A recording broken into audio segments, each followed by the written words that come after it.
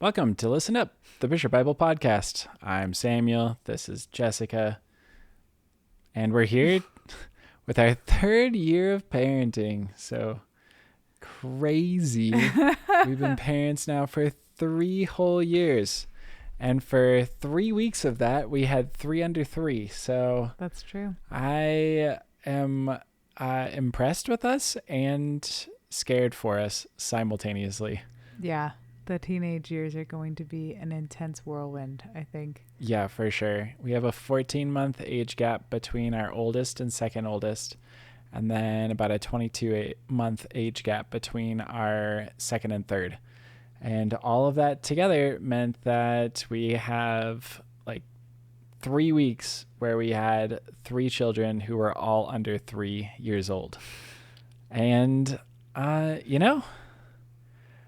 it's weird because after a 14-month age gap, you kind of feel like a 22-month age gap is starting over. Huge. Crazy. We're like, wow, are we even going to know how to parent a newborn anymore?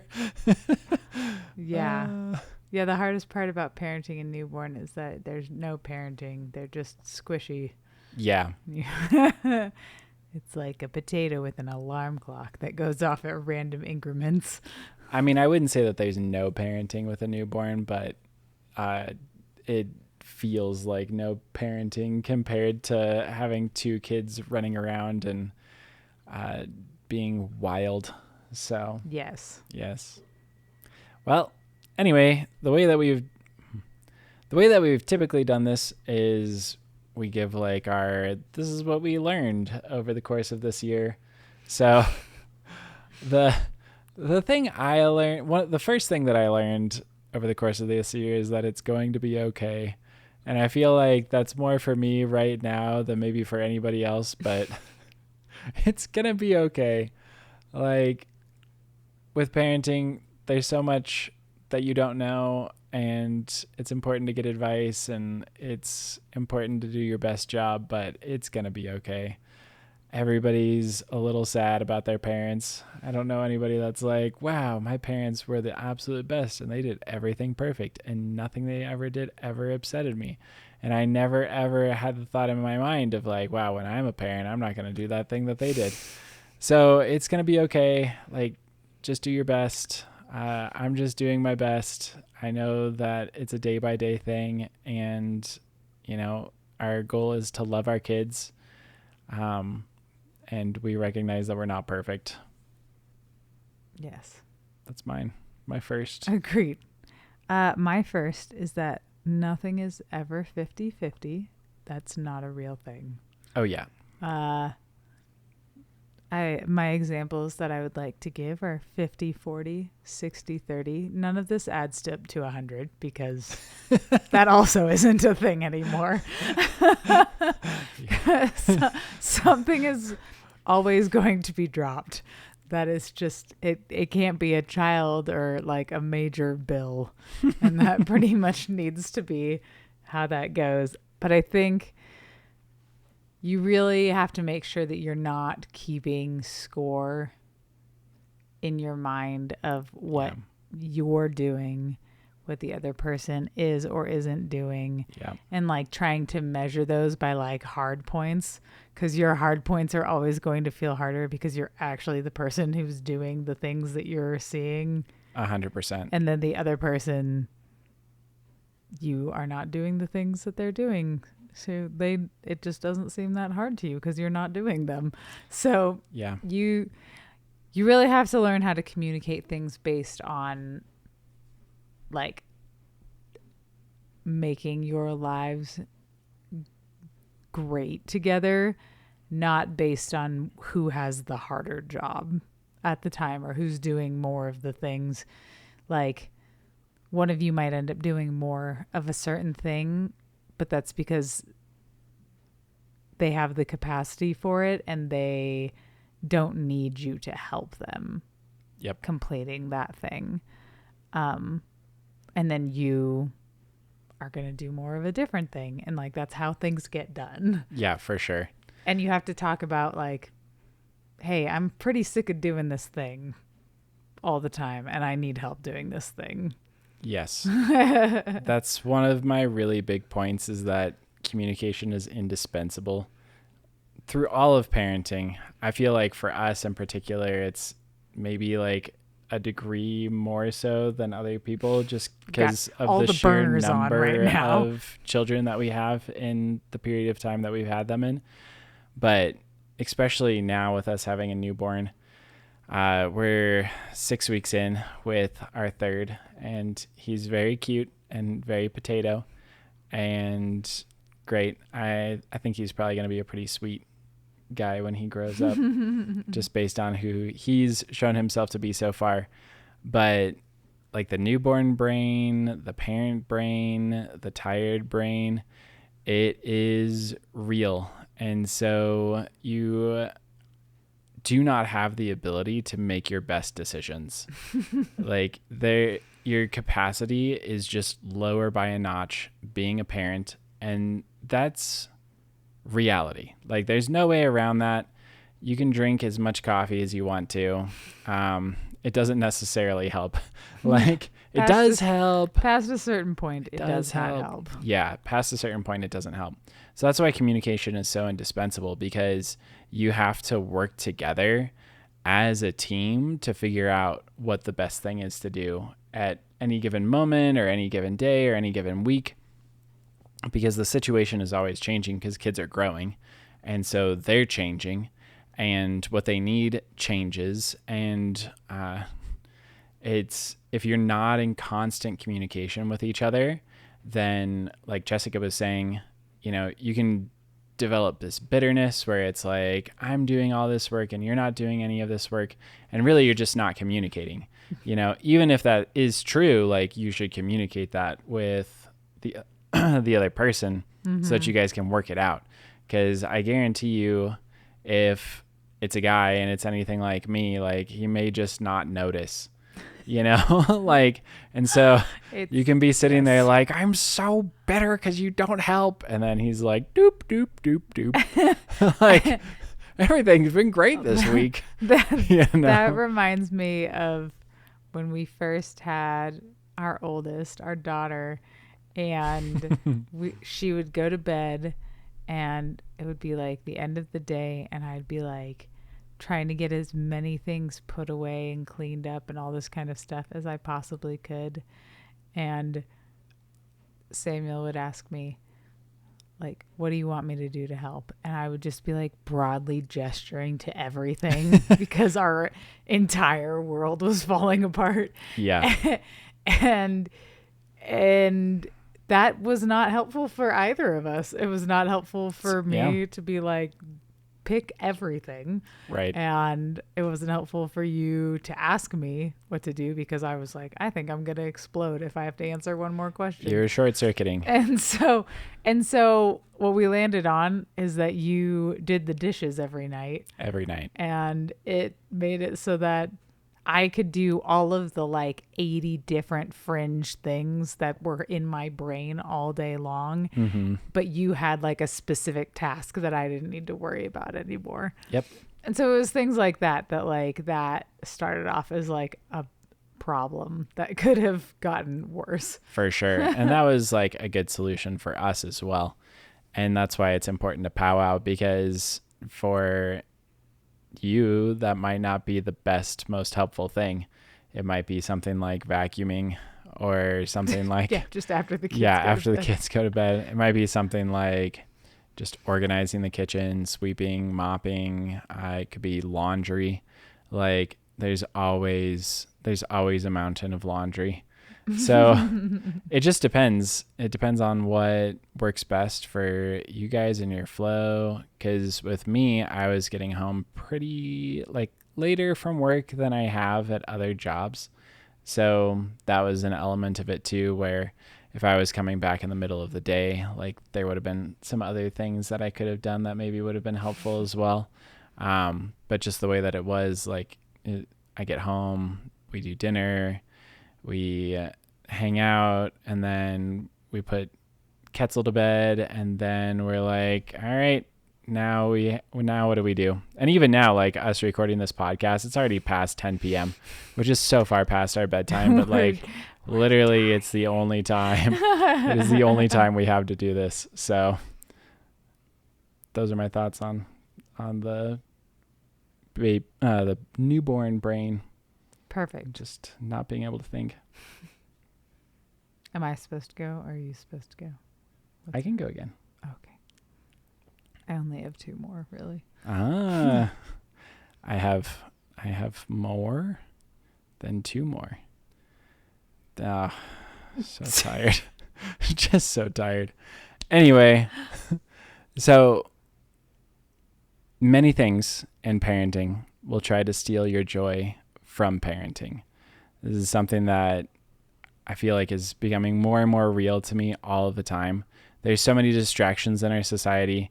There's so many ways that we try to entertain ourselves and the world tries to entertain us. And honestly, like as somebody that's in storytelling essentially for for my job, I can tell you that the science of storytelling is pretty solidly established. People know how long your attention span is. They know what are the triggers that will get your attention. They know all of these things, and they create content based on that. So essentially, they do everything that they can to hook you in as quickly as possible into their story so that you stick around in it for as long as possible so that they can make as much money off of you as possible. So that's what it comes down to. And if you are getting sucked into that cycle, it will steal your joy in parenting. That's something that both of us have kind of realized over the last couple of months. I don't know, is that for our rest, we want to do things that are mindless, but that does not actually bring us rest. And it actually puts a wedge between us and our kids, where instead of wanting to interact with them, they're almost the obstacle to the rest that we want, even though we don't feel more rested after we've partaken in that form of entertainment or whatever that thing is. And so I really am coming down to, like, for me, just as a principle, anything that becomes more like, what am I trying to say? Basically, as a principle, anything that I'm choosing to do so that A, I can avoid my kids, or B, so that I'm choosing to do in spite of my kids, is probably not something that's healthy or good in my life. Like, I can watch movies, I can read books, I can do all of those things and have them in balance with my kids and family. But if I am like, man, I just have to read this next chapter, and so it doesn't matter, I'm not going to like enjoy my kids in this moment because I'm going to choose to do this other thing instead, that doesn't actually bring joy, and it actually steals joy from the parenting process. I feel like a big part of the parenting process is just like partaking. It's like sharing. It's being involved with living life with your kids. And so they do really funny, very silly, very stupid things. And it's so great. But if you're distracted with like, yeah, but I'd rather be watching Instagram right now, like you miss the joy of those things. And so I just encourage everybody, like, be a little bit more Amish. Don't be like 100% Amish, but really think about what the fruit of your entertainment is and what the fruit of your pursuits are, and whether or not those things are actually leading to resentment towards your kids because you value them more, or you want them more than you want to be a part of your kid's life. Agreed. Word. Do you want to go, or should I go again? How many do you have? I don't know. It's hard. It's just hard. It's so late. I don't know. Let's see. I did that one, that one, that one. I have a couple more. Go for it. Holy cow. Yeah, I only have 2 more. My next one is to set realistic timelines for intentionally lowering and then resetting your family ideals. Like not moral ideals or standards, but like things like at the end of my pregnancy, this was definitely the worst one. This has been the worst pregnancy so far, which made a lot of sense after this baby was born. It was 2 pounds heavier than any of our other babies. So that did make sense. So for the last couple weeks of my pregnancy and the first month of our baby's life, our kids, we basically don't do any electronics in the morning, because if we do, it's an unsalvageable day. Yeah, they're It crazy. is completely unsalvageable. But after naps, they were watching a couple of shows every day. And that was like from kind of the late end of my pregnancy into the month after the baby was born. And we I very intentionally put like a timeline on things where I was like, this is when this is ending. Right now, they probably watch like a show 1 to 2 days a week, because it was after the month point, and I was like, we need to like be able to do other things. They need to not be in this habit. But also, we very intentionally lowered that standard for my sanity. Yep. And a lot of those things I'm realizing are fine as long as there's a definitive timeline on them. It can't be things that are like crazy detrimental or things like that. But that's something that I think is really important to do, is to set timelines on things. And you can always readjust timelines. You can always move them up or down. But to just kind of give yourself start and stop points for things, so that if you're coming off the bandwagon, you're like swan diving off of the bandwagon, and then you're like coming back onto it, and it's all very intentional. It's when things are done unintentionally that like your guys' family standards start just kind of denaturizing and turning into something that like you don't want it to be long term. Yeah, which is a really good like counterpoint to my point, because like there are seasons and there's times where you're like, we just need to have the kids watch an hour of shows every day so that we can actually get some things done or whatever. But having a definitive end date is really good, because you do want to think about it from the standpoint of like, what are our long-term goals? What are the patterns that we want to live in? But man, sometimes you're just dying. And like, and sometimes that's just the like phase you're in, and there's nothing that you should beat yourself up about if you're in one of those phases where you're like, hey, we recognize that we are in a temporary phase and we expect it to last this long. And in this phase, like, this is what's necessary for us to be able to continue to function well. Mm-hmm. Yeah. So I've got 2 points that kind of fit together. The first is that no phase lasts forever. And the more kids you have, the more real that feels. And then secondly is that you are a more experienced parent every day. So those 2 things kind of fit together. Like, man, 3 under 3, it's just a blur. Everyone says it's a blur. It is a blur. You're like, it's been how many weeks since they were born? This is crazy. I feel like maybe we kind of felt that with our second, because we felt it a little bit with our second. Yeah, but with nowhere this baby, near. Yeah, the third is like, holy cow. Oh my gosh! All of a sudden, we are 6 weeks in. Oh my gosh, he's like starting to smile. When do they do that? How old is he?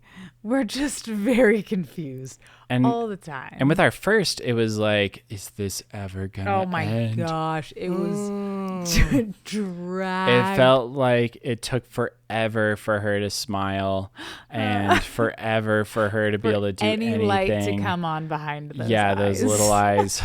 Just For her to be able to hold her head up. Like, all of these things felt like they took forever and ever and ever. And instead, with now our third, it's like, wow, we're already at this point. This is crazy. So it's all temporary, and I think that that's really encouraging because, gosh, it really can feel like it's never going to end, and that you're going to be stuck essentially in the phase of them waking up 2 or 3 times a night forever. And you're going to be stuck in the phase where you can't leave the house for more than 2 hours forever. And you're like, it's easy to feel that way. And I want to express to you that there is hope and there is life, and it does get better. And every kid that you have, that process seems to speed up. So, and along those lines, and part of the reason that I think it speeds up is because you're a more experienced parent every single day. So every single day you are learning just a little bit, And so for us now with the third, I feel like we're not on autopilot necessarily, but there's just so many things that we're able to identify like immediately that we weren't able to identify before.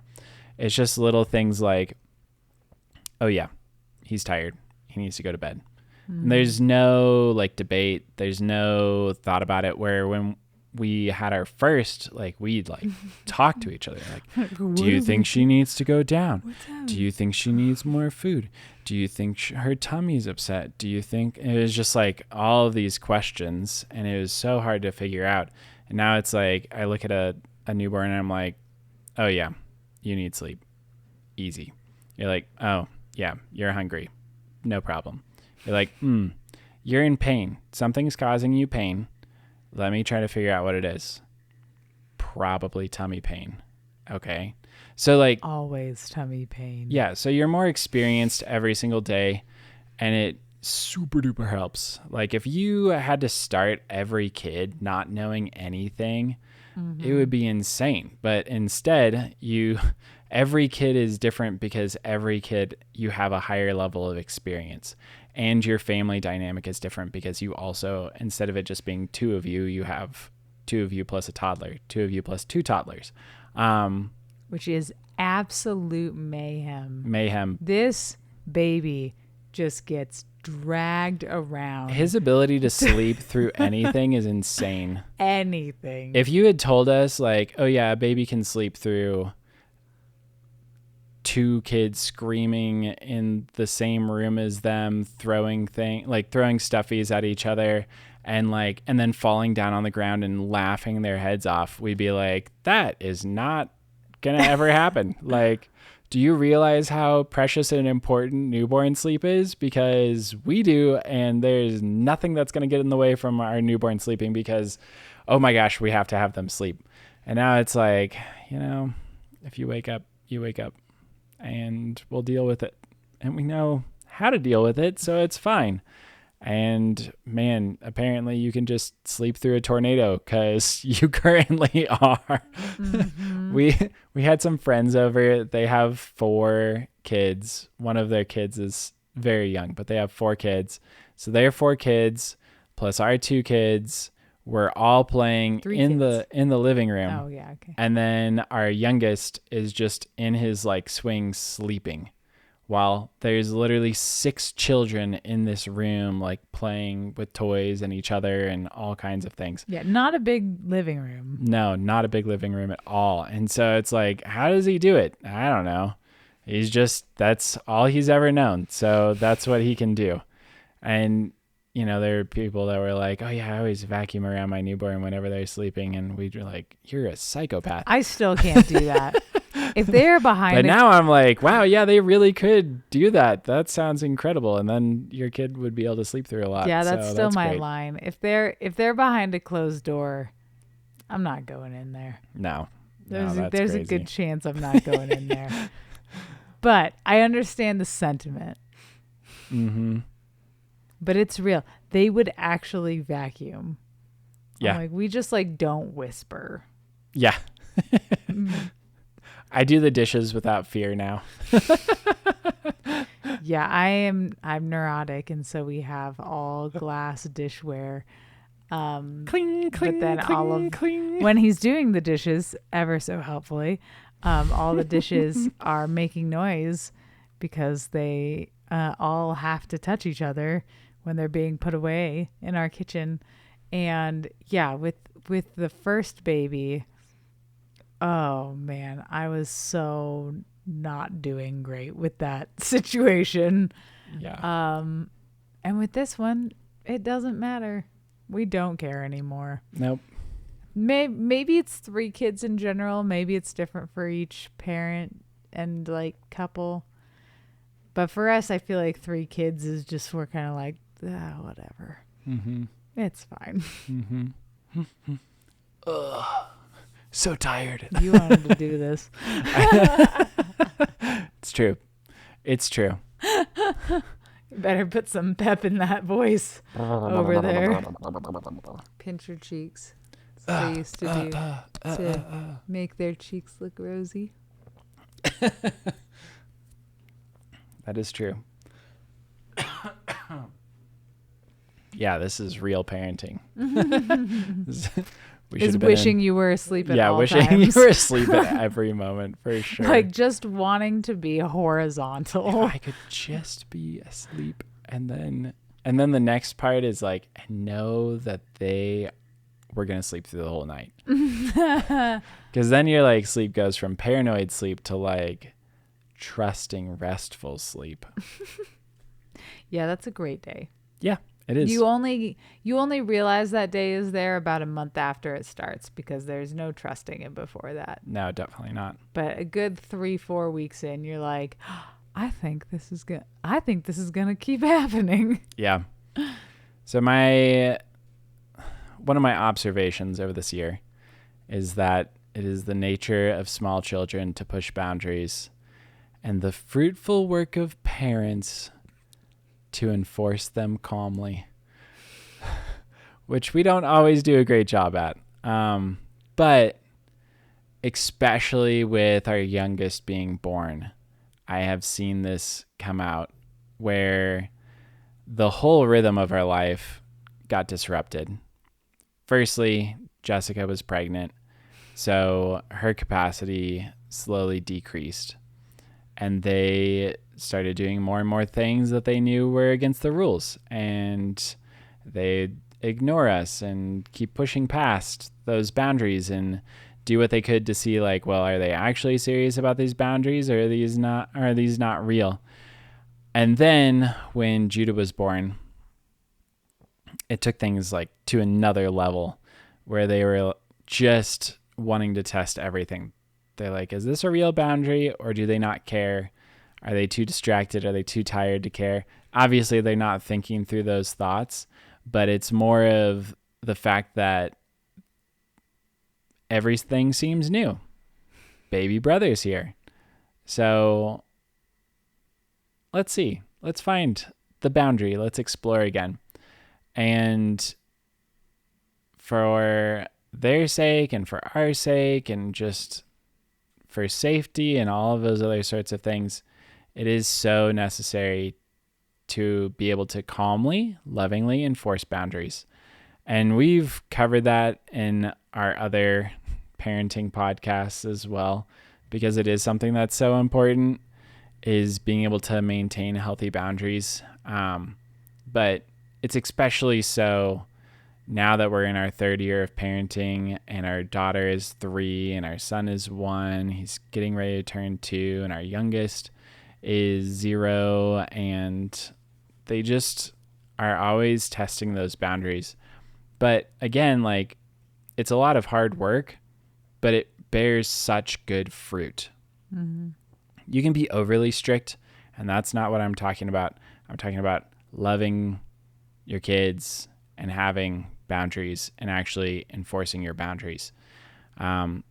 it brings way more joy into your parenting journey because you're not screaming at your kids all the time and they actually listen to you, and it makes them a lot safer because then when they're in a parking lot, they don't just like dart out in front of a car, because when you say something, they listen to you. And it makes your home environment so much better because instead of them just sitting there and screaming at each other and not having, and you not having the capacity to separate them and deal with the situation calmly, like instead of it going that way, you're able to bring peace in your home.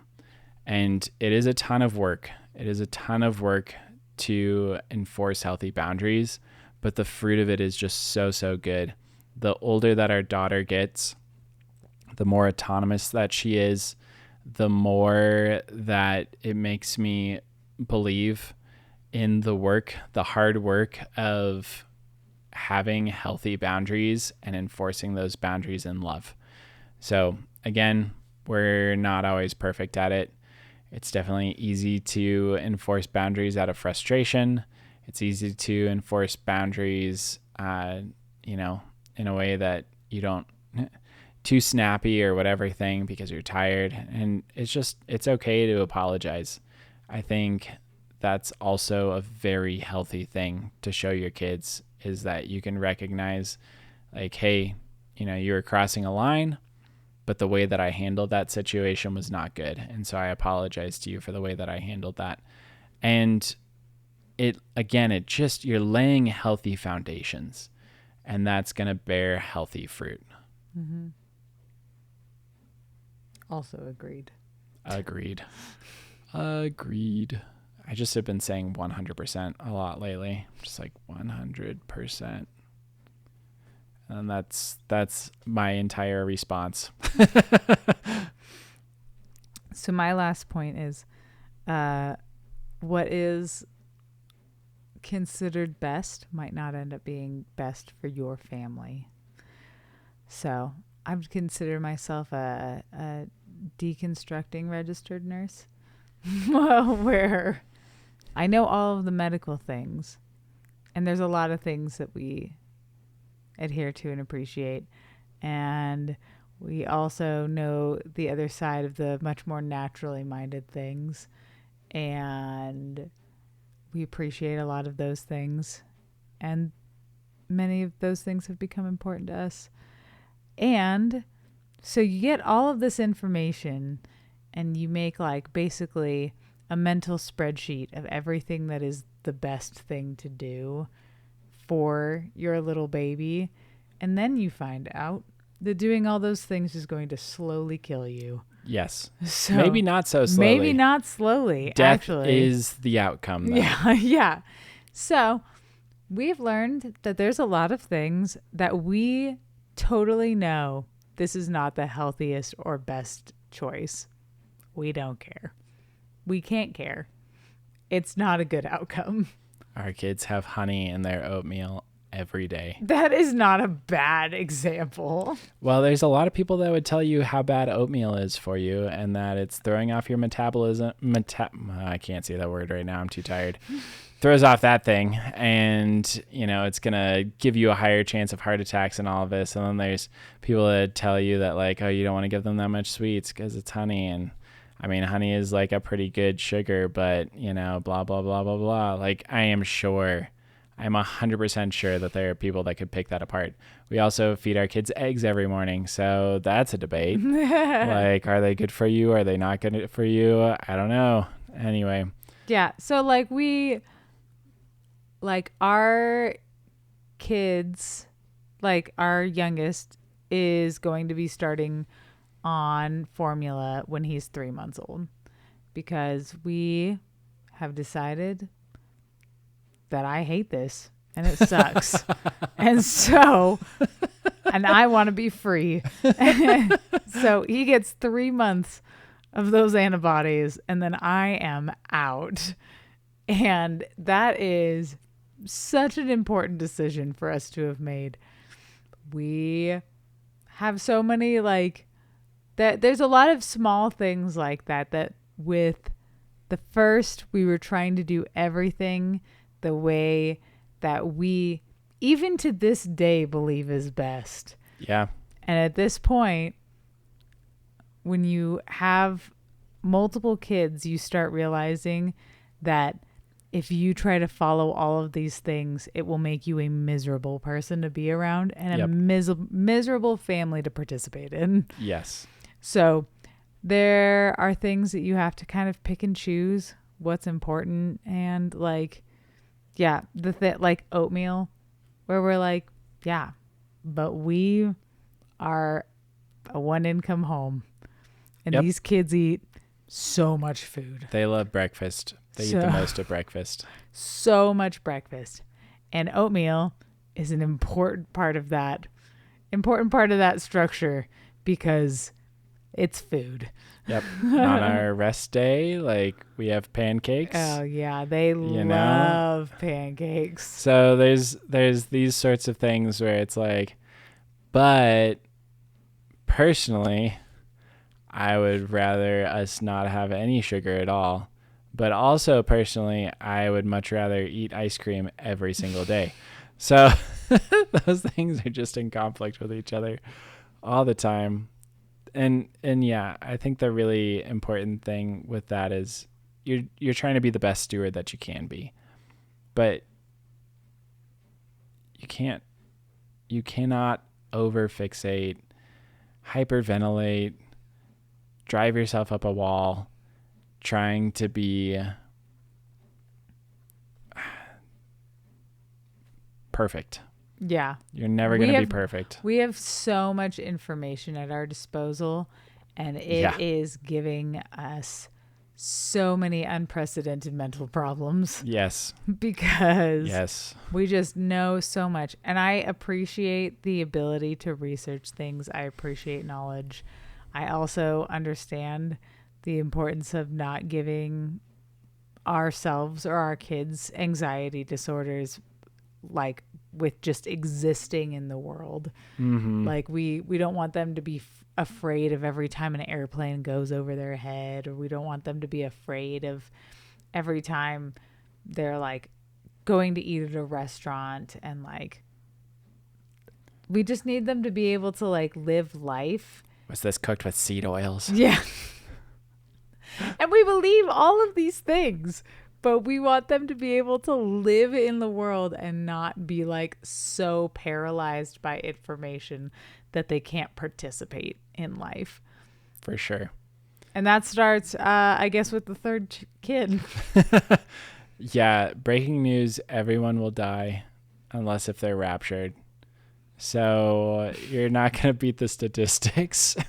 Like you do the best you can, you know. I think as a general rule, you try to live healthy and stuff. But, you know, we're advocating for making your life better.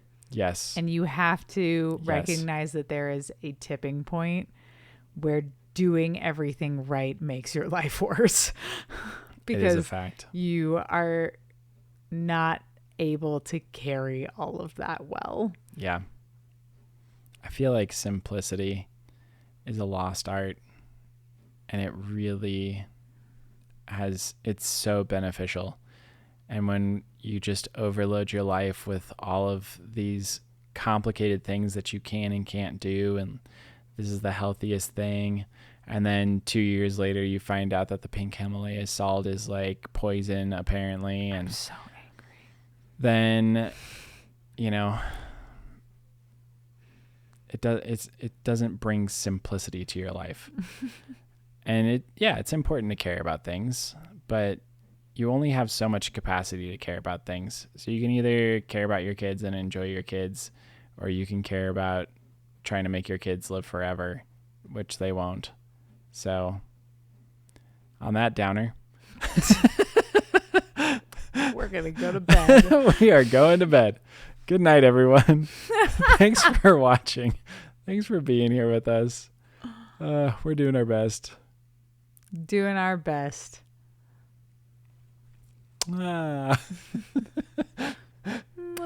like one of the sad things.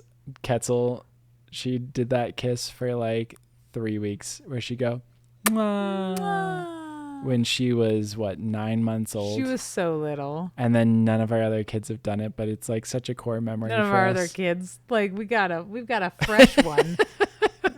Yeah.